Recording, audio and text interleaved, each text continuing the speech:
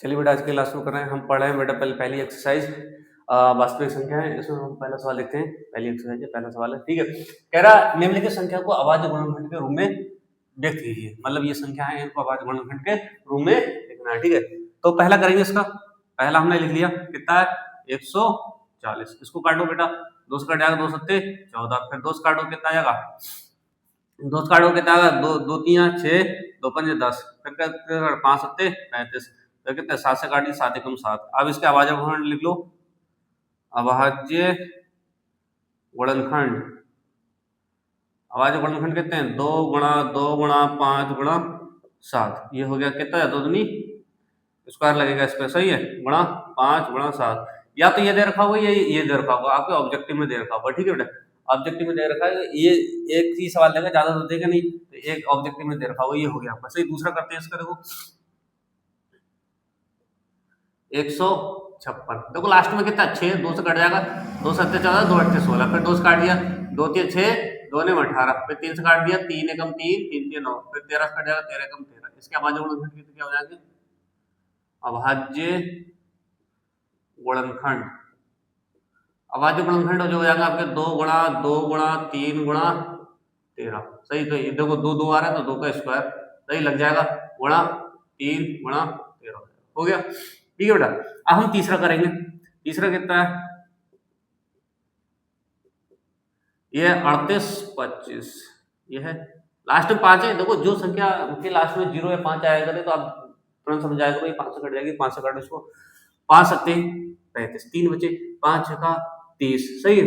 आप कितने बचे, आपके बचे 25, 5 बचे, फिर 5 से काटो, 5 एकम 5, फिर कितने बचे, यहाँ बचे 2, 26 हो गए, 55 25 हो गया, फिर कितने बच रहे हैं आपके बेटा, एक बचा, 5 3 15, सही है।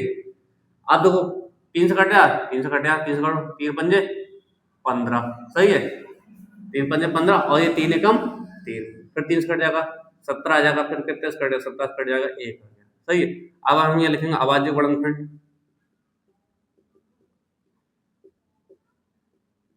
कितना हो जाएगा, 5 गुणा 5 गुणा 3 गुणा 3 गुणा 17, तो 5 कितनी बार, 2 बार आया है, तो 2 बार लिख देंगे, तो 5 का स्क्वायर गुणा 3 का स्क्वायर गुणा 17, ये हो गया। अब हम करेंगे बेटा चौथा सवाल। चौथा है 5005, 5005 लगा दो, लास्ट में 5 ही 5 से कट जाएगा, सही है, 5 से काटो, 5 एकम 5, 2 जीरो ऐसे कर ली, 5 एकम, अरे 5 एकम 5, सही है, ये हो गया। आगे कितने से कटेगा, दो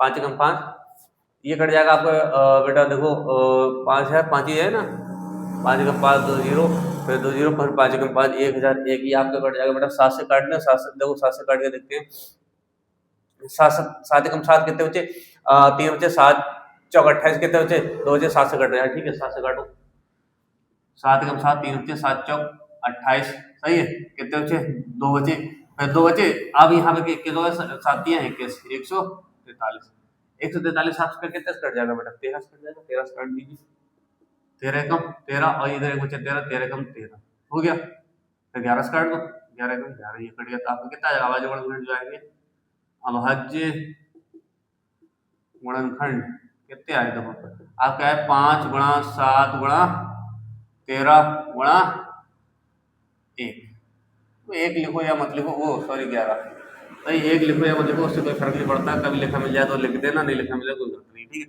पर आपका देखो पांचवा सवाल कितना, 74 29, देखो ये वाला जो सवाल है, ये 17 19 23 से कटता है, याद रखना, ये वाला 74 29 17 19 23 से कटेगा, तो ये आपका कितना आएगा, 17 से काटेंगे तो वो 17 चौका 68, कितने बचे, 6 बचे, तो 17 3 51, कितने बचे, 11 बचे, 17 7 119, ये कट गया, फिर 19 से काटोगे तो 23 आ जाएगा, और 23 से काटोगे तो 19 आ जाएगा, सही है, काट दिया, ये हो गया, सही। इसके अभाज्य गुणनखंड कितने हो जाएंगे, इसके अभाज्य गुणनखंड होंगे,